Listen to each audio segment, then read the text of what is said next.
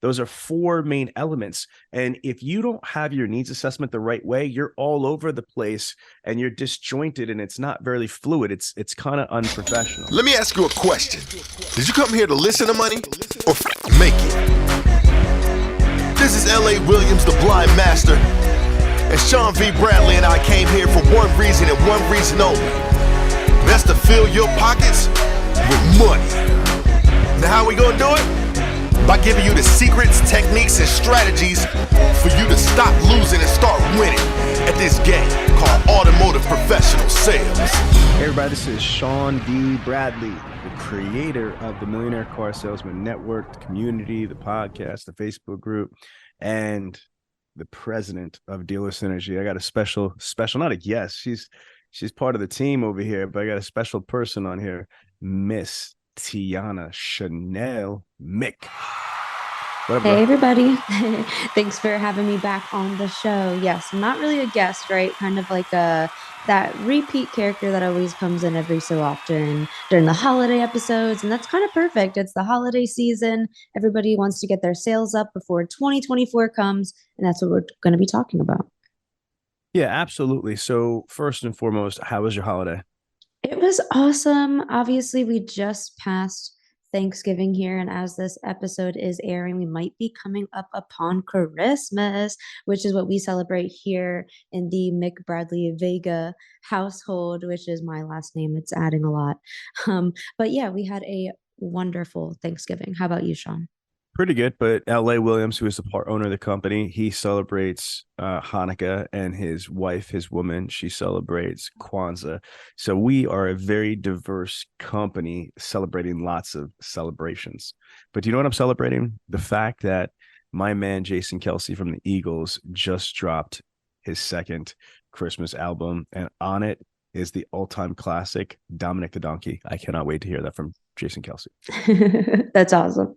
All right, so let's get cracking here. All right, so I've been on tour, literally all over the country for the last couple months between Baltimore, Miami, Las Vegas, Los Angeles, St. Louis, even Myrtle Beach, South Carolina, Pennsylvania, New Jersey. We just been all over the place. And you know what I find, T, and I want your opinion on this, is that a lot of dealers are getting scared.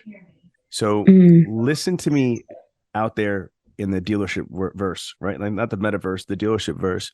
There's a lot of dealers and GMs that are getting scared. Why are they getting scared, T? Because they do not believe that their team is prepared on how to actually sell cars. Now that there's more manufacturer incentives, now that there's more allocation and inventory, now that dealers are negotiating, and some dealers are even dropping thousands of dollars off of MSRP on vehicles, they're finding that a lot of these current salespeople that have been selling cars for 1, 2, and even 3 straight years are utterly unprepared for the reality. What says you?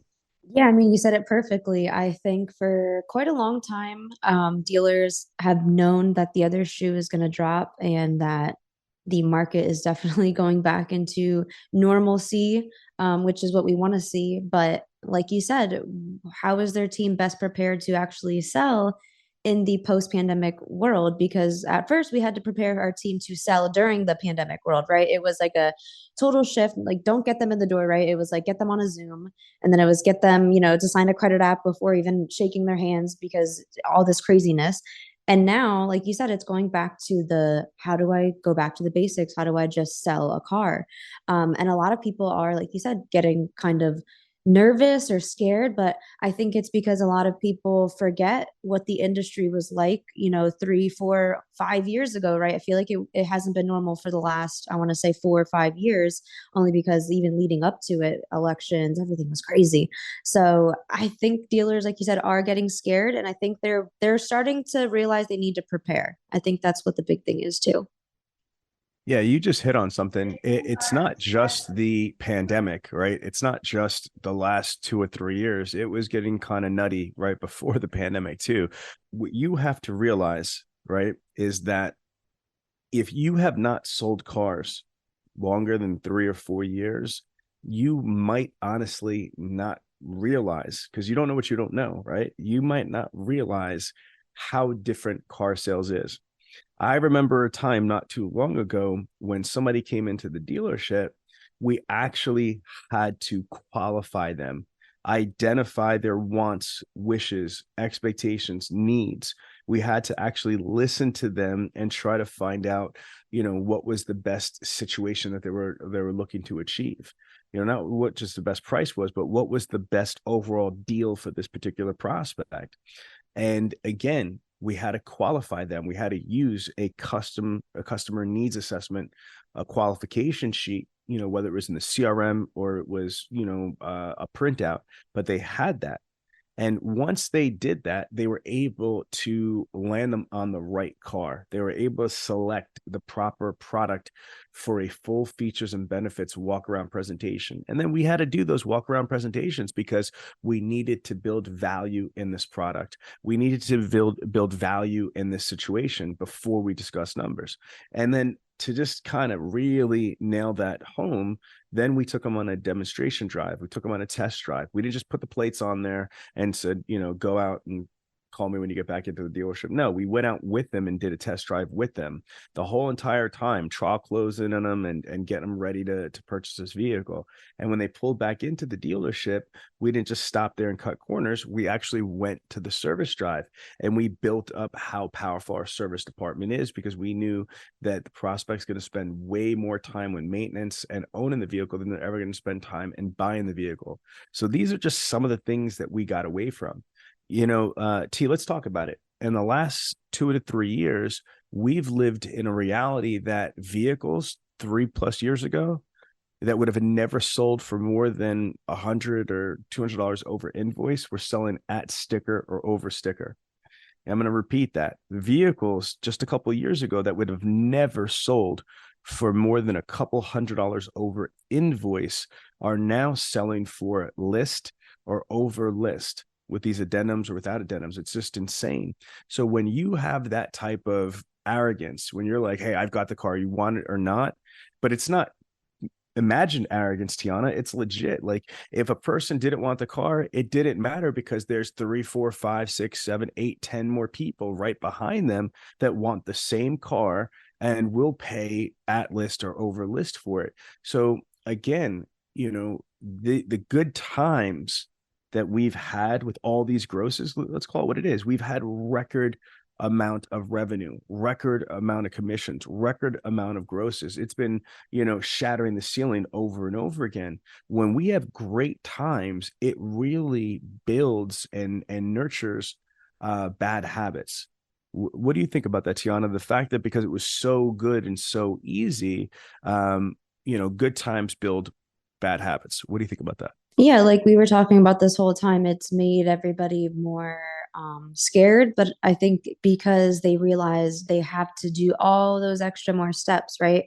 And it's not extra steps for us because it's what we've always been doing. But now with their paradigm of being, okay, I don't even have to go on the test drive with them because it's, quote unquote, safety reasons, even though it's the best time to be with the customer, being on the test drive with them, being able to qualify, build that rapport, little small, chit chats and build a relationship.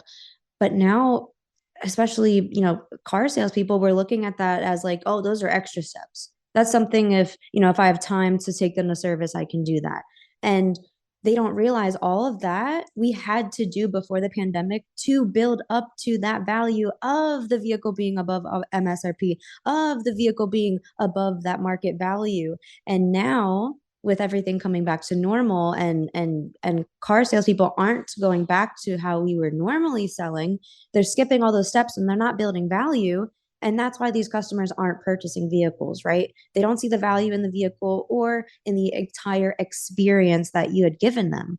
And even just recently, I was looking at vehicles and they just handed me the keys. They were like, yeah, just for safety, we'll let you take a look. I'll be in the dealership.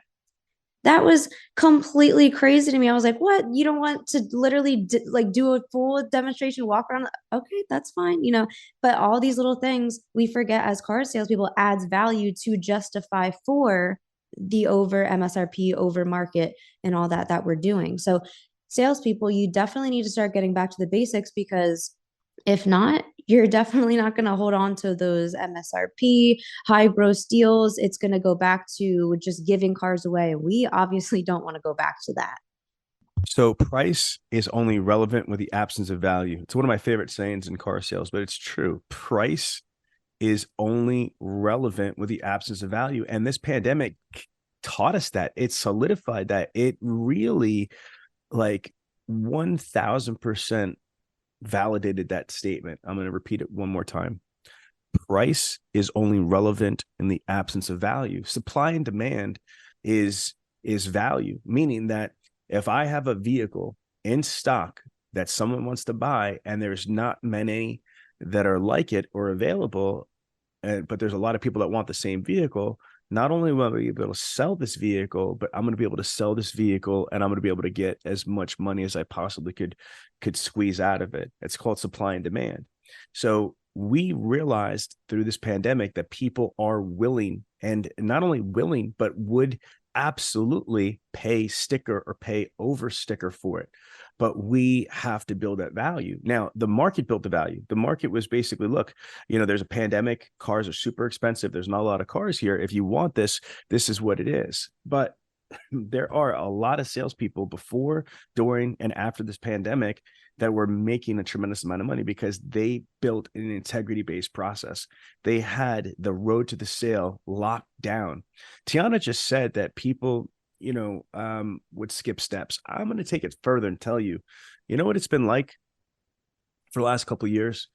We're trying to work with dealers or salespeople or managers, and some of them are clients from dealer groups and publicly traded companies, and some of them are individuals that they're individual people. Their dealership doesn't invest in training. They reach out to us, and then when we give them the playbook, we give them the course, when we give them the education, they're like, yeah, I don't know about this. You know what I mean?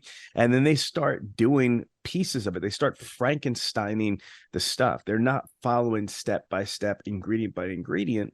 And then they wonder why they're not as successful as some people. Folks, success leaves clues. I'm going to repeat that. Success leaves clues. All you've got to do is look up from whatever you're scrolling through on your phone and pay attention.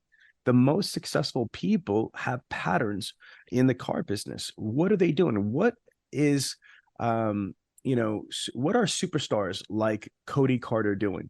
How did Cody just sell 140 cars the other month on the showroom floor at a Toyota dealership?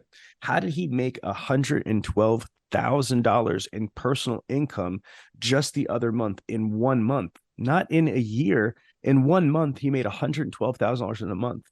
How did he make $1.1 million last year selling 1,200 vehicles? How did Chrissy Burton sell, 74 cars in 1 month?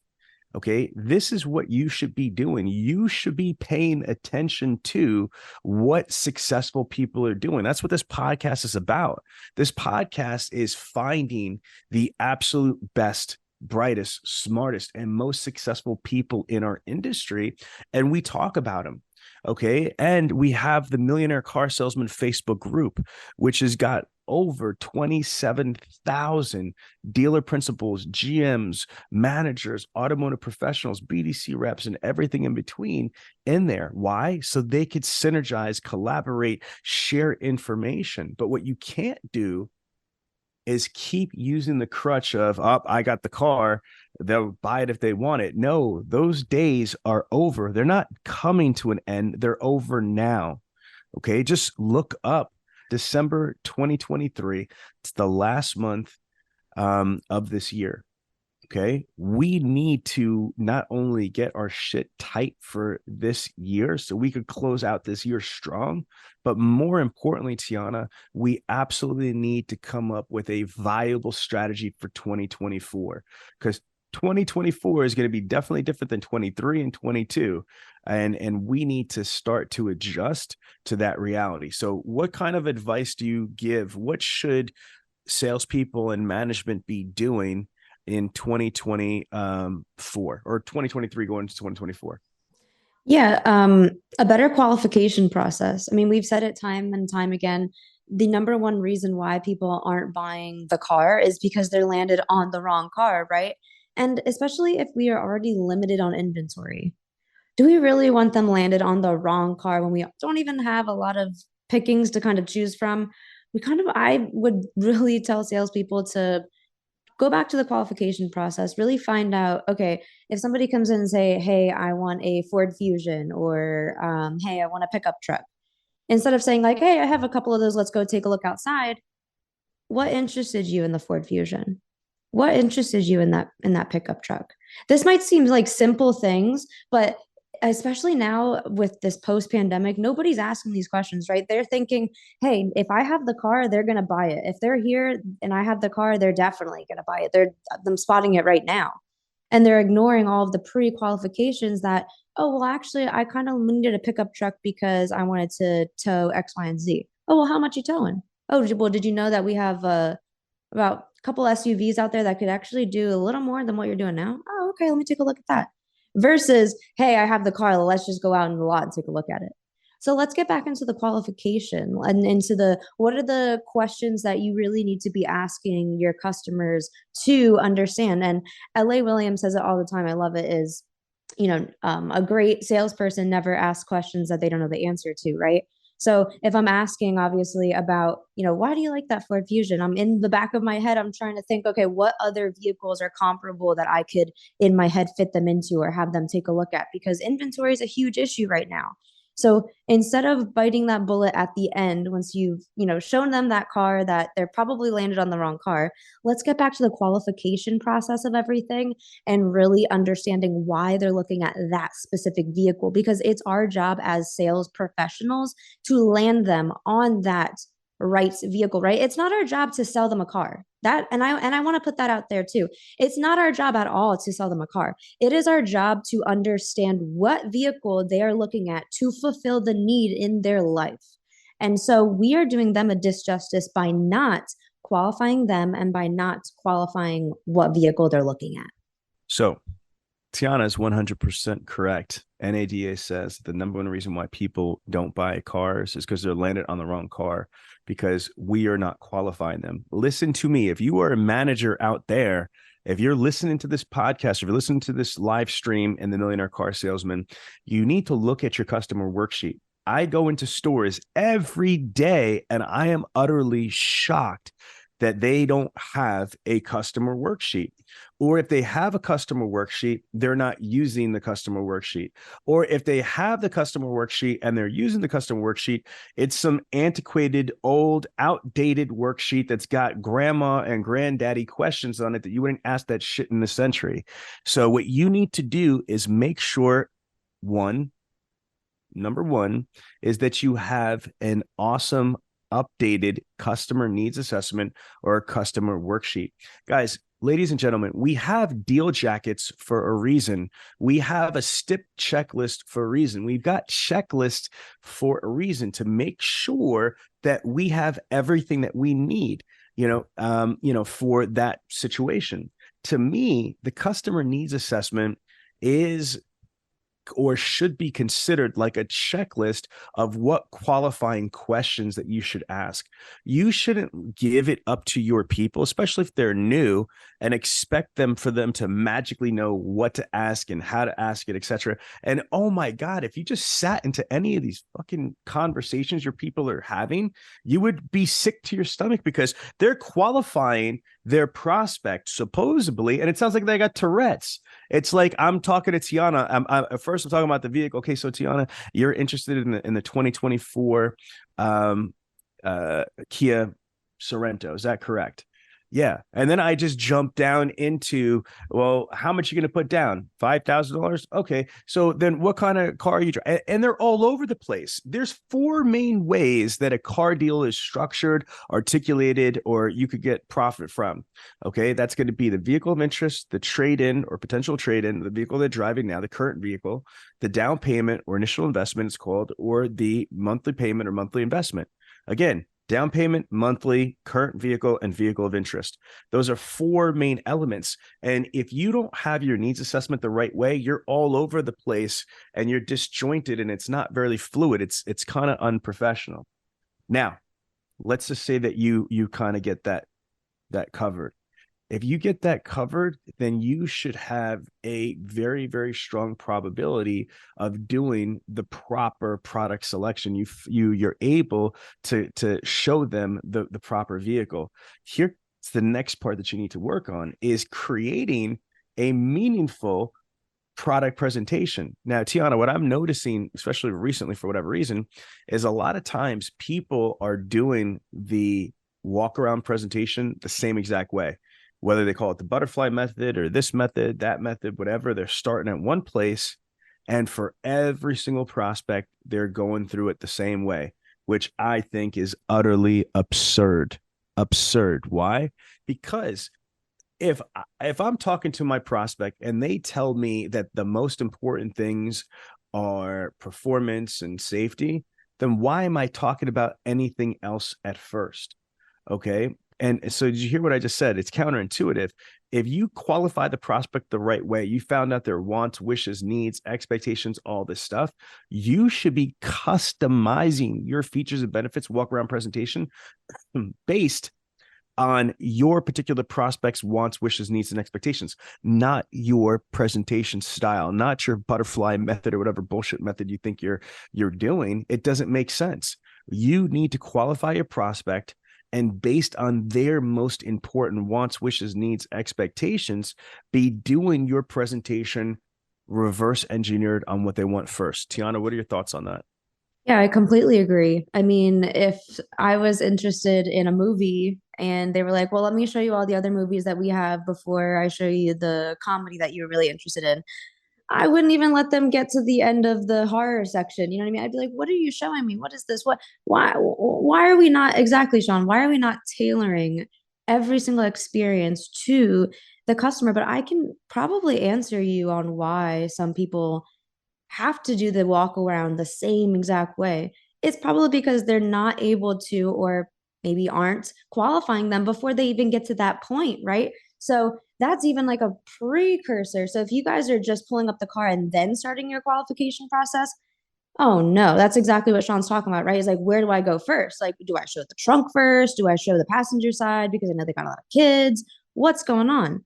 So that's exactly what you said, Sean, is going back to the qualification and tailoring the walk around specifically to what interests them. And then you'll notice that they will start, oh, okay, yeah, show me the rest of the car. Then you'll kind of get them hooked into actually showing them the car, because the second you start with something they're not interested in, they start running around. The kids are already in the back. The wife's looking at, under the hood to make sure she can change the oil, as easily as she can. And they're not paying attention to you, versus if you knew the wife was super interested in looking under the hood and started there, and then you knew the kids were interested in looking in the back seat, started those two top points, those two touch points, they would be more inclined to let you completely do your full walk around. Because that's another issue, is customers are like, I don't have time for this, because you're not making it an experience. You're not providing enough value to show them that this walk around is valuable for their time, because you might be doing it like every other salesperson is. So T, I'm going to repeat this throughout this whole podcast today. Price is only relevant with the absence of value. You need to qualify the prospects the right way. And for all of our listeners, all you got to do is, just reach out to us and ask for my free qualification sheet. Like, I think I've created the absolute best needs assessment or qualification or up sheet that's ever been done in the automotive industry. I've got 25 years experience doing this at a very high level. And I've literally researched all the different qualification sheets that are out there, and I love ours the best. And so again, there's no strings attached. You don't have to buy anything. There's no timeshare pitch.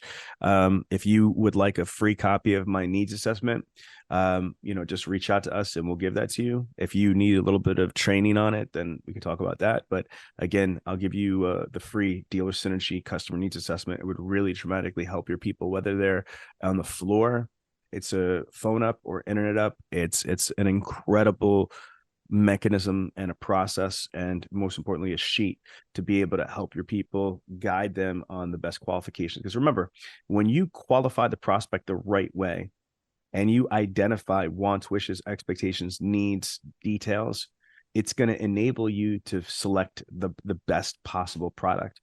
And if you've got the best possible product, Now you could focus on the features and benefits that are directly relevant to that particular prospect, create a custom value package proposition for that prospect based on your qualification findings. From there, you should transition to a full-blown test drive. And again, I encourage you 1000%, be safe. Make sure you get copies of the driver's license, let everybody know where you're going, but you should be doing 100% of the test drives so you could sit with that prospect, see what they see, hear what they hear, and really try to help build value on that test drive. And then when you come back, go into service, do a full-blown service walk, introduce them to the service writer, the service manager, talk about your award-winning service department and all the benefits that come from that experience, because they will spend way more time owning that vehicle than they will trying to buy that vehicle. They're going to spend way more time in the ownership experience using the service department than they ever going to do with you or in the sales department. So it's important to sell the value of the service department. Now, this is the difference, okay? Back in the day, salespeople would just have like a factory mentality. They'll wait for the up to either walk through the door or go on the lot or call on the phone or go on the internet.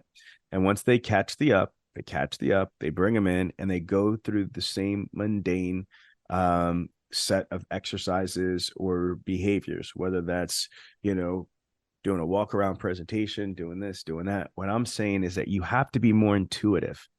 Okay. Here is the secret answer right here, is that if you want to sell cars more often and more profitably, you need to understand the basic information that NADA is giving you. NADA is the National Automobile Dealer Association. NADA has said the number one reason, not number 3, not number 10, the freaking number one reason why people don't buy cars is because they were landed on the wrong car. Too much car, too little car, not the right color, too expensive, not enough money, whatever. They were landed on the wrong car. It's not about price. It's not about availability. It's not about reputation. It's the fact that the dealership, starting with the salesperson and then the management team, nobody qualified the prospect the right way. Nobody identified the true wants, wishes, needs, expectations of this product or, for this prospect. And that's a problem. So if I were everyone listening, that's the number one thing that I would focus on is how do I get better at qualifying my prospect? How do I become the absolute best question asker? I mean, like, Jesus Christ, how easy is that? Just asking questions. Shit. What's harder is getting somebody to buy something. Don't even worry about that. Because if you get better at asking questions, if your questions are better, they're more strategic, you're going to sell more cars. So just focus on the easier task. Don't focus on trying to sell the car. Focus on asking the best qualifying questions. Do you even know what those freaking qualifying questions are? Or are you asking the same shit you've always asked for the years and years you've been doing this? Well, Houston, we have a problem. T, let's talk about that. Yeah, when it comes to qualifying, I mean, there's a ton of different ways, especially when meeting different, out avenues, right? Different avenues, whether they're walking on the lot or whether they're calling in on the phone, or even if you have a personal website like I do, if they're following in and submitting a lead, all of those are different ways that we need to handle that prospect and all different ways of processes that we need to go through. So especially when it comes to like a lot up, quote unquote, right? Especially being able to, one, get their names and say yours. That sounds like super like simple, but even when you're on the phone and you pick up and you say your name really fast and they don't even say theirs and you kind of forget, and now it's like really awkward at the end, you have to get their name. And that is the worst. But if you actually had some phone training and we're used to being able to collect all that information in the beginning, that wouldn't be an issue. And same thing with the lot. You have to almost imagine yourself in that situation, right? Like if you were on the phone, you would be like, oh, in this situation, of course I would ask for the contact information, but guarantee somebody's going to call in the dealership this week and you're going to forget to ask them for their name. You're going to forget to ask them that this is a cell phone number. And that's all because we didn't practice this qualification. And same thing when it comes to the lot ups. So when it comes to qualifying, right, it's who's going to be the primary vehicle driver, right? Oh, actually, I was stopping in because my wife really liked this car. Oh, so now, right, in our heads, we know that there's another person in the picture. We know have to get the wife on our side as well, and we're going to keep placating that throughout this whole walk around. Oh, okay, awesome. Is there anybody going to be joining you and your wife when you guys go on your long trips or short trips? What kind of road trips are you guys going on? Oh yeah, we do a lot of distance driving. We have 2 kids. Getting all of that rapport too, because 9 times out of 10 salespeople are not doing this. So what does that go back to? Value. The customer now feels like you actually care about them, which if you're going to be spending your time and money on the second largest purchase in your life, maybe sometimes somebody's biggest purchase in their life, why wouldn't you qualify them the proper way and handle them the proper way? So, Sean, I completely agree. I think people need to have a strategy on when you have walk-ins, right? When you have repeat referrals, when you have phone ups, all of these qualification questions and processes need to be unique and different because all these situations are completely unique and different. And this is our craft, right? I know it sounds overwhelming and so scary, but the more you're able to perfect yourself over the phone and then perfect yourself in the service drive, now you're perfecting yourself in the walk-ins, you're going to be a rock star in no time. April 15th to the 17th is the IS20G Conference, which is the Millionaire Car Salesman Conference, the Dealer Synergy Conference, the Internet Sales 20 Conference. We're going to be in Baltimore. Be more in Baltimore, April 15th to the 17th. So we're going to start having information probably at the end of this month, beginning of next month. We're going to have the website up. It's still got last year's event, but again, our venue's locked in. We're at the beautiful historic Lord Hotel in downtown Baltimore. We're going to have the biggest, most powerful conference we've ever had. This is our 16th year. Can you imagine doing a conference for 16 years? You can't do anything. It's like the McRib. It's coming back better than before. You know what I'm saying, people? If you want to get more information on IS20G, just text me the letters IS20G. I know it's letters and numbers. Or if you want to speak, send me that. You want to speak. Yeah, send it to 267-551-6279. Again, 267-551-6279. I know we also have some companies that sometimes want to sponsor the event. You can also send me those letters and just put the word sponsor, and it'll let me know that that's something that you'd like to do, and we'll be in contact with you. All right. Yeah. Let's talk about perfecting craft and training. Here's the reality too. What the pandemic did in a very negative way, it enabled mediocrity. And what I mean by that is that people, let me just use this instead. It's hard to teach people how to fish when the fish are jumping in the boat and they're fat. I'm going to repeat that. It's hard to try to teach people how to fish when the fish are jumping in the boat and they're fat. What do I mean by that?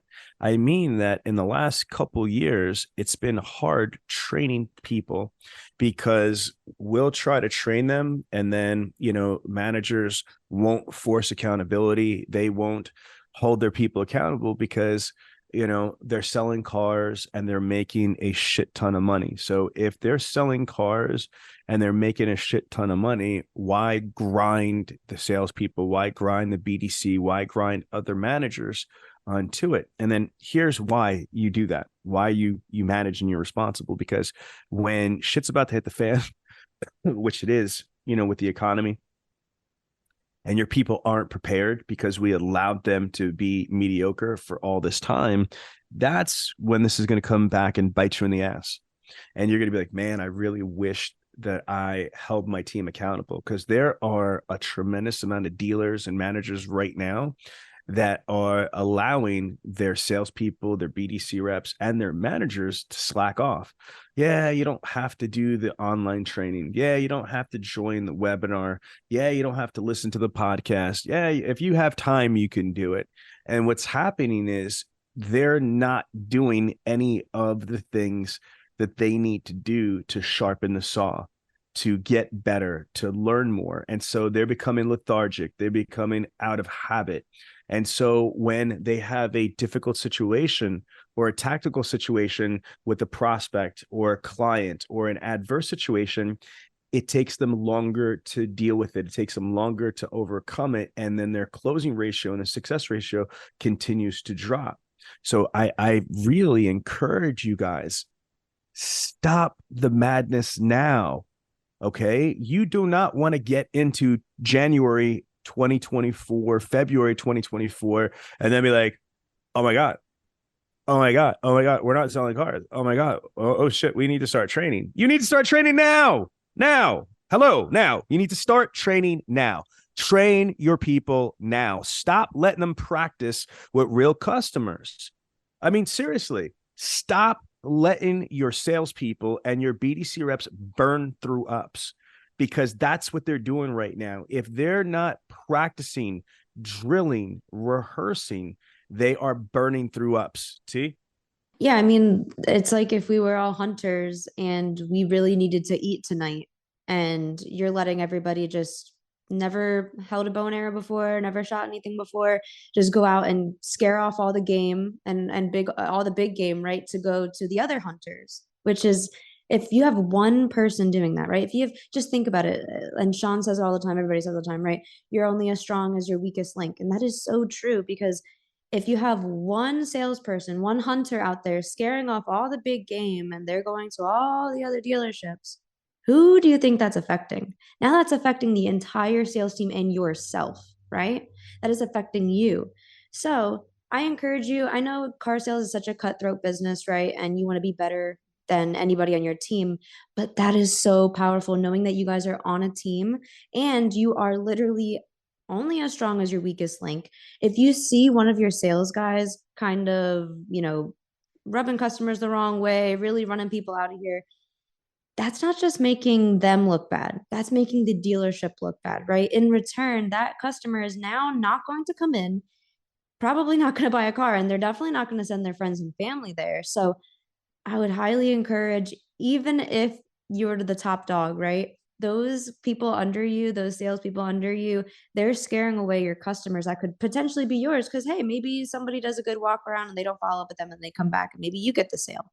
But you're a team. So if your weakest link is out there scaring off all the customers, not qualifying people the wrong way or the right way, it's only going to hurt you in the long run. So I would definitely start training as a team, especially because even managers, when you pull people aside and you train one-on-one, that's awesome, right? We need both of that. But when you get everybody in the team in a group environment, now everybody is able to see on an equal playing field everybody's skill set, and where Bob is really good at doing trade-ins and Jessica is really good at taking the phone ups. And now we're able to, like a little mini 20 group in our dealership, right? Collaborate and learn from each other, because the better that we all get, the better the dealership gets and the more sales we all get. So I know it's a cutthroat business, but definitely be training and bring up other salespeople with you, because it's only going to hurt you if they're dragging you down.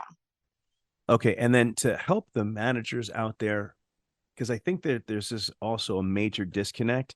What should your people be training on? All right. So let's kind of go through the basics. They need to know your OEM product knowledge certification. A lot of times in dealerships, they don't take the shit seriously. They just kind of cheat. They do. Or they'll pay somebody else in the store to take their test for them, which I know for a fact happens all over the country. It's been happening since I was selling cars like 20 plus years ago. And since my daughter was selling cars, and since my other daughter sells cars and my nephew sells cars, it's happening today. It's happening yesterday. It's going to happen tomorrow. So I want managers to take more responsibility and more accountability. Don't let your people bullshit through the OEM training. Have them actually do the OEM training. Get them certified to being legit product specialists. Some people don't think that it matters. It matters. The better acclimated they are to the product, the more they know that product inside and out, the more that they could have an incredibly detailed conversation as a subject matter expert, as a concierge, the better salespeople they're going to be. So product knowledge is important. Now, in addition to product knowledge, they need to know the basics of the road to the sale. everything from how to, which we talked about heavy this morning, is how to qualify a prospect, how to use a customer's needs assessment, how to identify wants, wishes, expectations, etc. They need to be able to identify and meet expectations with the prospect. They need to be able to do a full features and benefits walk around presentation, demonstration drive, build value in the service department. They need to understand how to negotiate and how to, close the deal, or how to present the first pencil, and how to set up for proper TO. Now, but understand this, and this is where the majority of managers and dealers fall through the cracks, is they think that being successful in car sales is just those two things, the road to the sale and product knowledge. It's not. That's only the tippity tip of the iceberg, or the tip of the spear. Product knowledge and the road to the sale.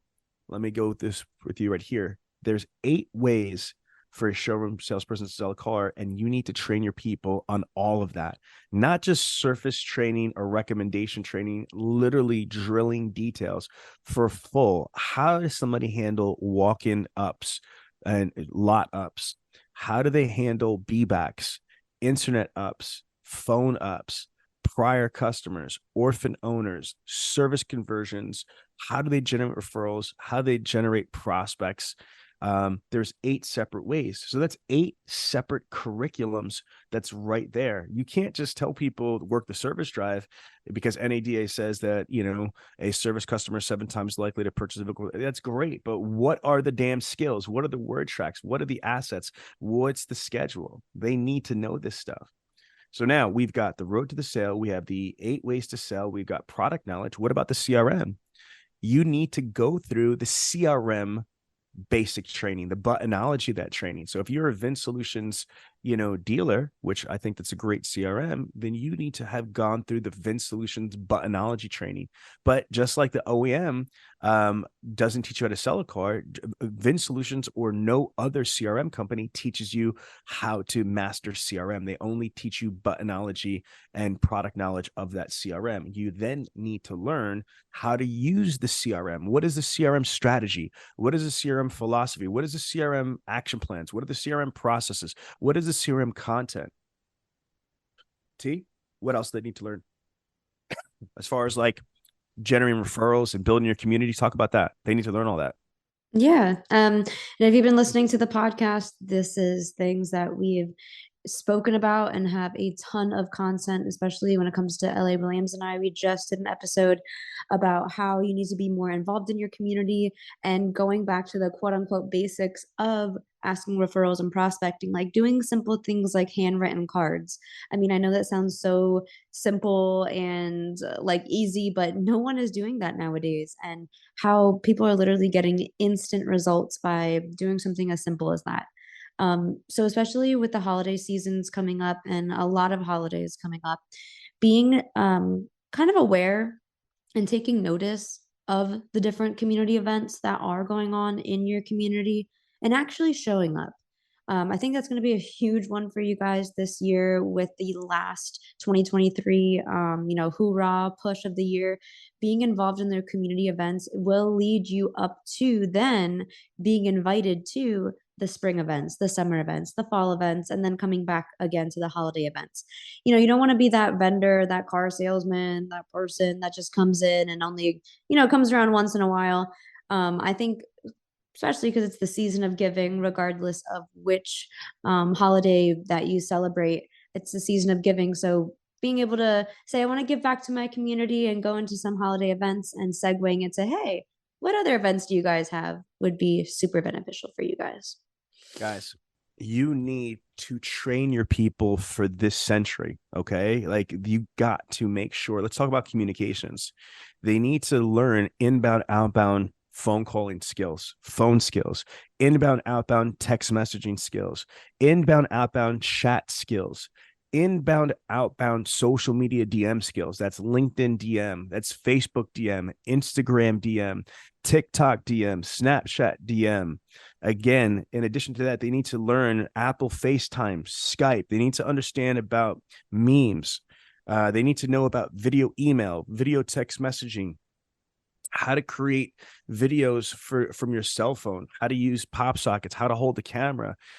They need to understand about YouTube. They need to understand about social media for marketing, advertising. They need to understand how to build their brand within the dealership's brand. And there's so much more. But do you guys see that? Do you feel that? Are you overwhelmed? If you're not, you're lying, or you should be. People, this is one of the most incredible professions. You can make as much money as you can fucking earn, but you've got to earn it. Nobody's just going to hand you this shit. And if you work at a dealership, if you think just because you got the pamphlet or you've got the OEM link and you've got the product knowledge information, you've got like the 10 steps to sell a car, you're going to be great at this, you're sadly mistaken. There needs to be a lot of information, a lot of education, a lot of mentorship. And that's why we have the Millionaire Car Salesman Podcast. That's why we have the Millionaire Car Salesman Group. And this is all for free. It's always for free. There's nothing you need to buy. So if you're listening to this podcast and you're not part of our Facebook group of 27,000 automotive amazing people, join the Facebook group because it's free. Now, again, if you need more than just free information, we have Bradley On Demand. www.bradleyondemand is the world's largest automotive training platform in any country. We have over 9,000 training modules, over 9,000 on every aspect. Everything you just heard me talk about, we have content on. In addition to having a complete library of video on demand training, tracking, testing, certification for all of that information, we also have what's called Dealer Synergy Academy classes completely for free. If you are a member of Bradley On Demand, if you subscribe to our online training university for no additional charge, every day you will have access to anywhere from 3 to 8 interactive Zoom webinars with high-level trainers, managers, car people, subject matter experts, etc.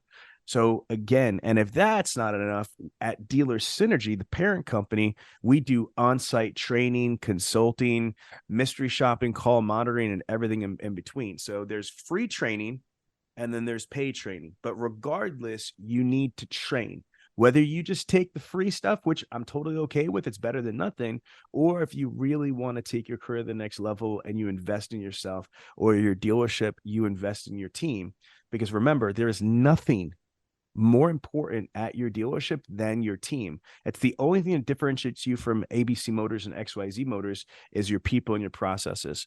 So Tiana, tell them, in your opinion, what a trained salesperson can do, what a trained BDC rep can do compared to somebody that's just winging it. Yeah, I think everybody knows what preparation and having a process can do. But just to, 10x it, definitely. I mean, being able to know what you're going to say and do next is literally half of the battle, right? G.I. Joe saying knowing is half the battle. And it literally is. So if our battle is knowing what the customer wants, knowing what the prospect wants, knowing and understanding, qualifying, then that's half the battle, right? Now the other half of the battle is, okay, how do I find them this damn car? Which, that's, like I said, that's a half of the battle. But to people that aren't qualifying, to people that aren't prepared, training, you're already losing that other half of the battle. So you definitely don't have a chance of winning the war. So you got to ask, how has Dealer Synergy done what we've done? For the people that don't know us, we've been in business for 19 and a half years. Dealer Synergy, I've owned this company for 19 and a half years, 3,700 plus rooftop clients, mostly in the United States, but technically in 6 countries. We work with some of the largest, most powerful dealer groups in the country, like the Coons Automotive Group that Sonic just acquired them. They've been our client for almost 4 years. There are 20 rooftops. We train hundreds and hundreds of their amazing people. Okay. In addition to them, some of our other clients in the Cardinelli Auto Group, the Foundation Auto Group, Lithia Automotive, again, RK Auto Group, Bob Ruth Ford, Paramus Chrysler, Paramus Hyundai, Norm Reeves Honda, Norm Reeves Ford Lincoln, the Doral Auto Group. I mean, like, guys, we have the most successful and powerful dealer groups in the country. You got to ask why.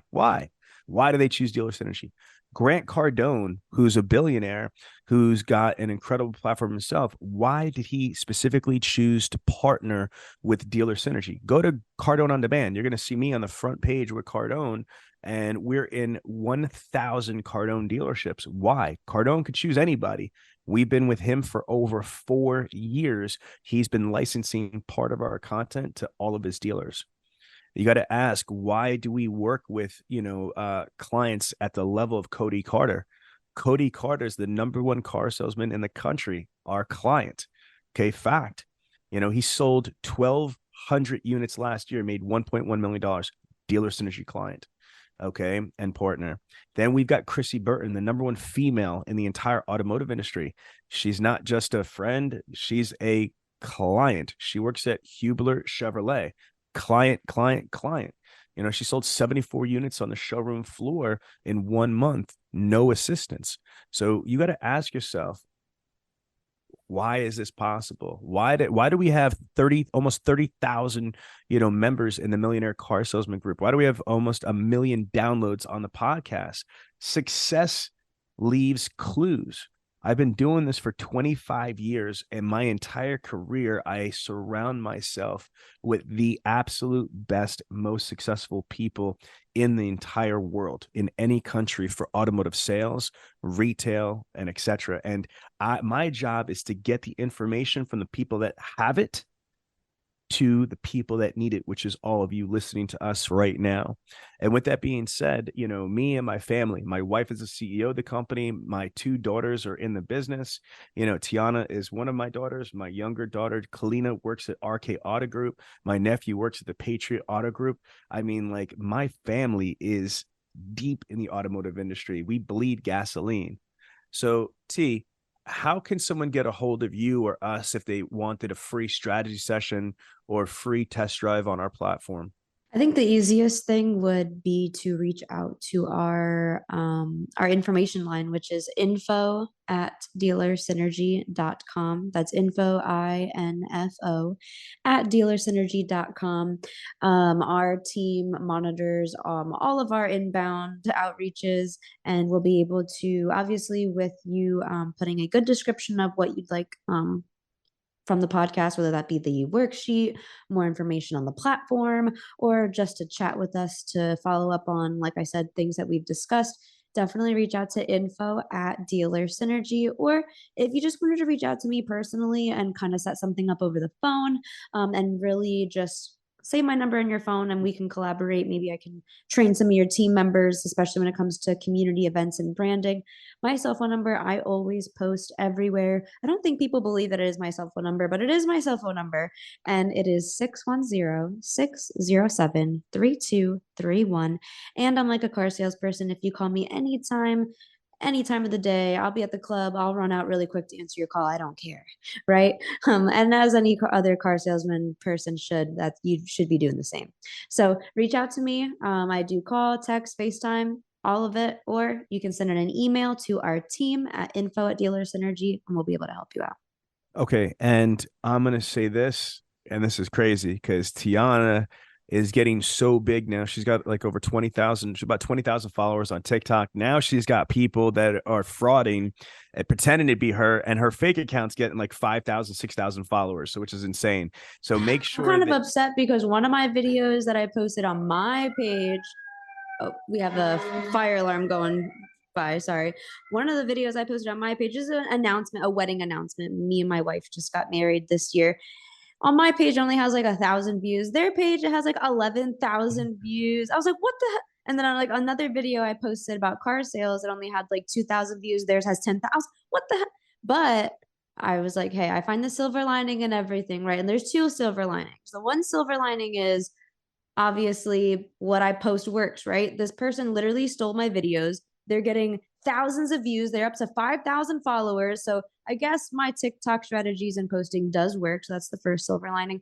And then the second silver lining is, obviously, if somebody wants to pretend and impersonate me, you got to be somebody to pretend to be somebody. So I took that to heart, and I was like, oh, somebody, obviously sees me as a celebrity, or they want to impersonate me, make a fake account. So I definitely took that with a grain of salt and silver lining. And I was like, that's sweet. So thank you for impersonating me. But I am having everybody report you and take you down just because you're literally doing fraudulent activity, and I can't have that. I want you guys to take my videos and has it as inspiration, but definitely don't literally copy someone's video and post it. But yeah. The only thing I'm going to say to that is that you have at least your video is getting played. So it might not be under your account, but these are actual videos of you. So you're still getting the visibility and the views. We're going to get remove of that person. All right, guys, we're winding it down right now. In closing, I want to remind everybody that the IS20G 15, the Internet Sales 20 Group Conference, it's a 3-day physical conference, is going to be April 15th to the 17th in beautiful downtown Baltimore at the Lord Baltimore Hotel. Again, April 15th to 17th is the IS20G 3-day conference. And I want to give a shout out to some of our sponsors, which I'm really excited about. We've got VinQ is a sponsor, a returning sponsor. Vin Solutions is a returning sponsor. AutoWeb is a returning sponsor. Call Review is a returning sponsor. 700 Credit is a returning sponsor. My gosh, we've got so many amazing, sponsors that have coming back. This is our 20-year anniversary. April will be 20 years that Dealer Synergy has been in business serving the automotive community. We are honored to be able to coincide our 20-year anniversary with our IS20G 15 in Baltimore. And we have some amazing speakers. Our keynote speaker is going to be the man, the myth, the legend, Mr. Damian Mills of the Mills Automotive Group. He's the dealer principal of 27 rooftops. He just purchased the majority share of the Charlotte Hornets from Michael Jordan himself. It's incredible. So Mr. Damian Mills is a client and a friend. And, I look forward to the keynote with him at IS20G 15. Any last closing statements, Tiana? You got your keys. I just hope everybody has a wonderful holiday season. And I definitely hope that you guys get some value out of this, right? That's the number one word that's been thrown all around this episode is value, value, value. And that's what we want to provide too. We want to provide value, and hoping that you guys got some value from this podcast. I know you did. I know I did.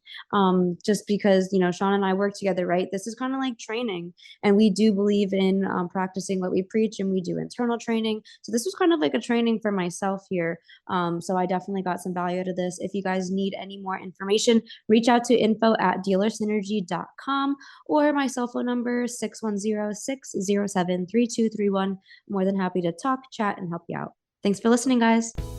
Wait a minute. So Bernadette asked, how do they get tickets to the IS20G? So can you put the link in this post right here? So, absolutely. Yeah, and there's a super early bird. So just so you're listening, guys, this is our 15th annual event. So this is not our first, second, and third. We've been doing this event for 16 years. It's huge. It includes breakfast, lunch, and dinner, everything. It's fully inclusive. The workbooks, the materials, and everything there. So Tiana's going to post this, in a couple seconds. Also, I want to just kind of answer a question. So Matthew Cummings says, can you do $1 million at a low volume store? So Matthew, I don't know if you're still listening or you're watching. When you say do $1 million, do you mean as the dealership, as the department, or as a millionaire car salesperson? And here's what I'm going to say to you, since you weren't really specific on what million you're talking about. Yes, let's just start from the top. Even in a small dealership, the dealership could definitely generate $1 million in income. Absolutely, I don't care where you're at. That's not many cars.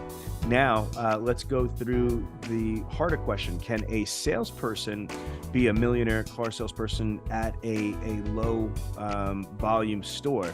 The answer is yes. It's going to be a little bit harder, but remember, Most millionaires in this country don't make $1 million per year. Okay, I'm going to repeat that. Most millionaires don't make $1 million or millions of dollars per year. You could be a millionaire legitimately and only make $200,000 or $300,000 a year. With the money that you're making, you can invest that into assets, into real estate, into passive income, into things that are going to yield you additional revenue. Is it going to be a little bit harder? Yes, but I have a lot of people, like off the top of my head, like Greg Jones from SEPA. You know, he's made like $17 million on the showroom floor in like the 19 years that he's been there. You know what I mean? But he's like the tortoise versus the hare type thing. I hope that answers your question. But again, I appreciate everybody. Take care. And I look forward to seeing you at the IS20G Conference in Baltimore coming up. Take care.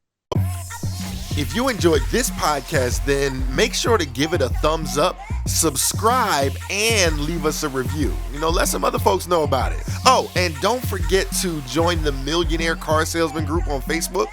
We'll see you there.